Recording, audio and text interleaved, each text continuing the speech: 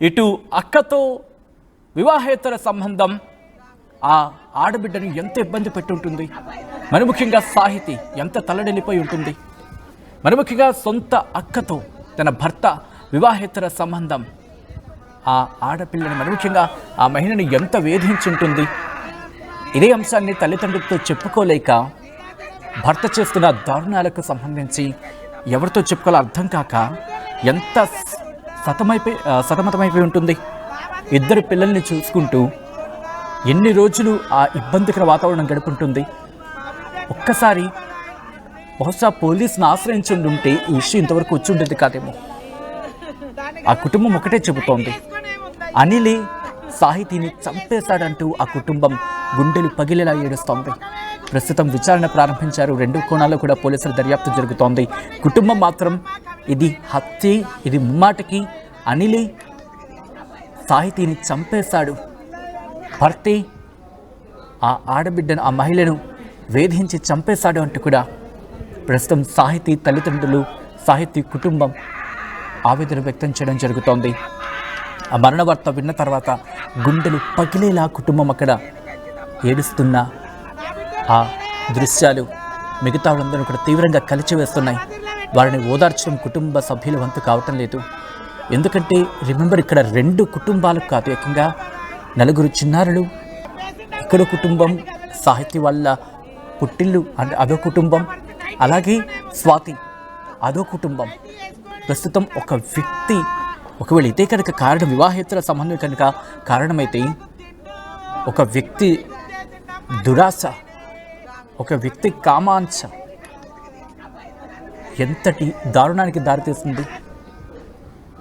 అక్క కోసం చెల్లిని చంపేశాడు భర్త అంటూ కూడా ఆ కుటుంబం ప్రస్తుతం శోక సందర్లో మునిగిపోయింది. గుండెలు పగిలేలా ఏడుస్తోంది.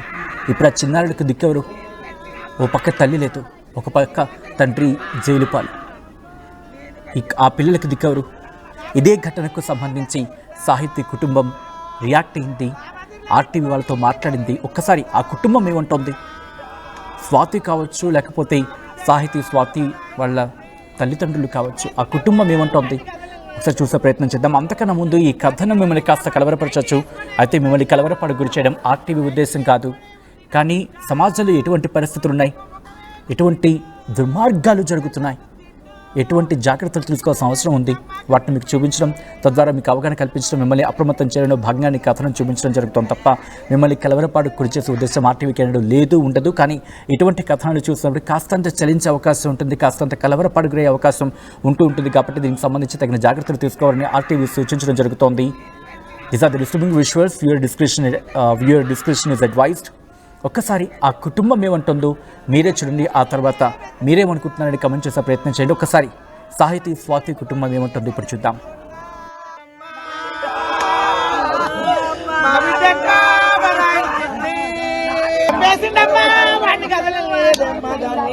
నా పేరు స్వాతి అమ్మ, నా పేరు స్వాతి అండి.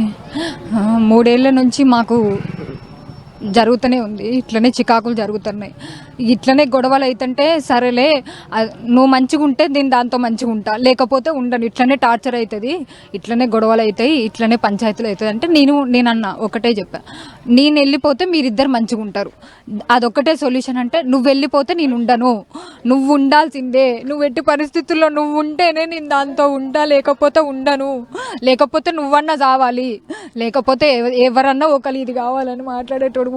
గొడవలు అయ్యేటి కానీ మంచిగా ఉండేటోళ్ళు, నేను లేకపోతే గొడవలు ఎక్కువ పెట్టుకునేటోడు, చికా చేసేటోడు. నేను ఒకవేళ నేను ఉండను అని నేను ఏదన్నా చికా చేస్తే నన్ను కూడా చికా చేసేటోడు. నువ్వు ఉండాలి, నువ్వు లేకపోతే నేను ఉండలేను, నాకు అది కావాలి, నువ్వు కావాలి, నాకు ఇద్దరు కావాలి అని చెప్పి ఇట్లా రోజు టార్చర్ చేసుకుంటా మమ్మల్ని ఉండేది.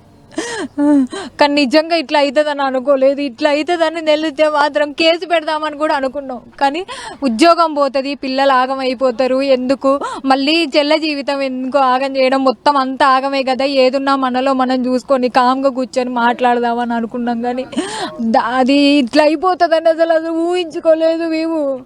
ఇటు అందరి కుటుంబాలందరికీ దూరం అయిపోయినాం మేము. 3 ఏళ్ల నుంచి ఎవరితో మాట్లాడకుండా అయిపోయింది, కన్న తల్లిదండ్రులతో కూడా సరిగ్గా మాట్లాడకుండా అయిపోయింది మా పరిస్థితి. ఏం చేయాలో అర్థం కావట్లేదు, న్యాయం చేయండి అంతే. ఏమైందన్నది తెలియదు. నేను వచ్చేసిన 15 రోజులు, నువ్వు అక్కడ ఈ రోజు మార్నింగ్ ఏమైందన్నది కూడా నాకు తెలీదు. కొట్టిండా అది ఏం చేసిండ అనేది తెలియదు, కానీ దాన్ని కొట్టిండేమో అనే అనుమానం అయితే ఉంది. ఎందుకంటే అది చచ్చిపోయేదైతే కాదు. ఈయన కొంచెం డ్రింక్ చేస్తాడు, డ్రింక్ చేసి ఒకవేళ ఏమన్నా మతి స్థిమిత ఉండదు అంటారు కదా, డ్రింక్ చేస్తే ఏం చేస్తారు. అసలు నాతో ఒక్క నిమిషం కూడా మాట్లాడదు. నా వల్లనే ప్రాబ్లం వచ్చినప్పుడు ఎందుకు చెప్తుంది? నా వల్లనే ప్రాబ్లం అన్నప్పుడు ఎందుకు చెప్తుంది? నేను వెళ్ళిపోతాను తెలుసు, దానికి కూడా తెలుసు ఏ విషయమో. నన్ను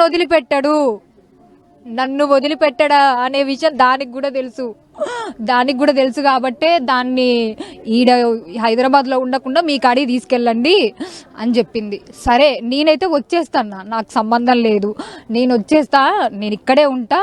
కానీ టార్చర్ భరించేది ఎవరు? ఇటు నేను భరించాలా, అటు అది భరించాలా, ముగ్గురం సఫర్ అయిపోతున్నాం. ఆ విషయమే చెప్పిన మా అమ్మోళ్ళకి, అమ్మ నేనుంటా, ఎవరో ముగ్గురం సంతోషంగా ఉండాలని అనుకుంటాం, కానీ ఇట్లా చంపుకోవాలని అయితే ఆలోచన ఉండదు కదా. ఎవరైనా సావాలని కోరుకుంటారా? నా సొంత చెల్లది నేను ఎందుకు నాశనం చేసుకుంటా? ఇటు నన్ను టార్చర్ చేస్తే చేసిండు, కనీసం దాంతో మంచిగా ఉండాలనే కదా ఇట్లా అనుకునేది. దాంతో మంచిగా ఉంటే చాలే అని అనుకునేది.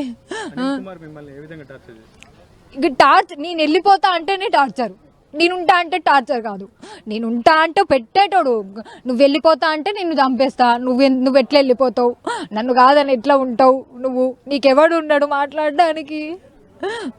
టార్చర్ అనేది ఇక ఉండడానికి ఉండడు. ఎందుకంటే నీకు విడాకులైనా నేను ఖచ్చితంగా చూసుకుంటా, ఎవరు ఏదన్నా నేను చూసుకుంటా, నిన్ను చూసుకుంటా, నీ పిల్లలు చూసుకుంటా. అది కావాలి, నువ్వు కావాలి, అది కావాలి, నేను కావాలి, ఏం చేయడానికి? ఉంటే దాంతో ఉండు, లేదా నాతో ఉండు అని చెప్పిన. అట్లా కూడా చెప్పిన. అదైతే ఒప్పుకోదు. దాన్ని వదిలేసిన నేను ఊకోను. ఫస్ట్ దాన్ని వదిలేయొద్దు అనే చెప్పిన నేను. దాన్ని వదిలేయొద్దు. ఇప్పుడు ఎటు తిరిగి దాన్నే ఆగం చేసిండు. ఇటు నన్ను బాధ పెడతాడు, ఇటు దాన్ని బాధ పెట్టిండు. ఏం చేయాలి? తీసుకురమ్మంటే మా చెల్లె నేను వెళ్ళినాం సారు.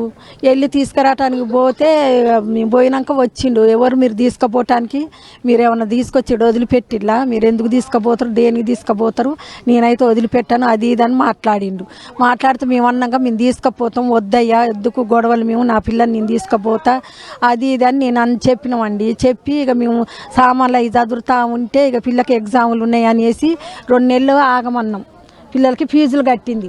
ఈ 2 నెలలు అయిన తర్వాత తీసుకుపోతామని అంటే సర్లేరు మేము రామని చెప్పిండు. అమ్మని కూడా అడిగి ఉంచొచ్చిన తర్వాత ఇక మేము ఇటు వచ్చిన తర్వాత ఇంట్లో చికాకు చేసి బ్లేడ్ పెట్టి కోసుకొని సీపింగ్ ట్యాబ్లెట్లు మింగి హాస్పిటల్ పడ్డాడంట 3-4 రోజులు పడి. ఇక మళ్ళీ పడేసి ఇక అట్లా ఉండి మరి 2 రోజులకు పోయిండు. ఏమో దగ్గరకు పోయాట, నేను చచ్చిపోయేటోని, నువ్వు నన్ను ఎందుకు రానియో, నా ఫోన్ ఎందుకు బ్లాక్లో పెట్టినావు, అది ఇదని ఇక పిల్ల మీద గొడవ పెట్టి కొట్టిండంట. ఇక ఈ అమ్మాయి మీద పెడితే ఇక ఈ అమ్మాయి ఏమందో ఏమో ఇక మెదలుకుంటున్నారు. ఇక మేము 2 నెలలు అయిన తర్వాత ఎగ్జామ్లు అయిపోయినాక